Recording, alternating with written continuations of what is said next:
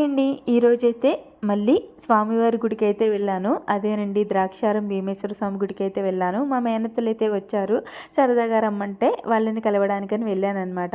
ఇంకా దర్శనం అది అన్నీ అయిపోయిన తర్వాత అన్నప్రసాదం కూడా అక్కడే భోజనం చేసి వచ్చేసానండి. ఈరోజైతే నేను క్లాస్కి లంచ్ బాక్స్ పట్టుకొచ్చాను, కానీ అనుకోకుండా వెళ్ళడం ఇంకా స్వామివారి ప్రసాదం దక్కడం చాలా హ్యాపీగా ఉంది. ఇంకా మా అత్తయ్యలతో కొంత టైం స్పెండ్ చేసి నేనైతే క్లాస్కి వచ్చేసాను. ఇంకా క్లాస్ అయితే గుడికి దగ్గరగానే ఉంటుంది, అందుకని చెప్పి మధ్యాహ్నం నుంచి అటెండ్ అయిపోయాను అనమాట. వెళ్ళేటప్పటికి ఈ నెట్ క్లాత్ మీద వర్క్ అయితే చేస్తుంది. ఇంకా ఆల్రెడీ ఒక వర్క్ అయిపోయి బ్లౌజ్ కుట్టడం కూడా అయిపోయింది. నాకైతే మధ్యాహ్నం నుంచి పెద్ద వర్క్ ఏమి ఇవ్వలేదు.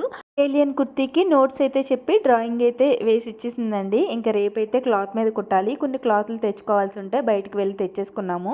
రేపైతే ఏలియన్ కుర్తీ కుడతాను, మీకు కూడా చూపిస్తాను ఎలా వచ్చిందో. అలాగే ప్లీజ్ వీడియోని లైక్ చేసి సబ్స్క్రైబ్ చేసుకుని వెళ్ళొచ్చుగా.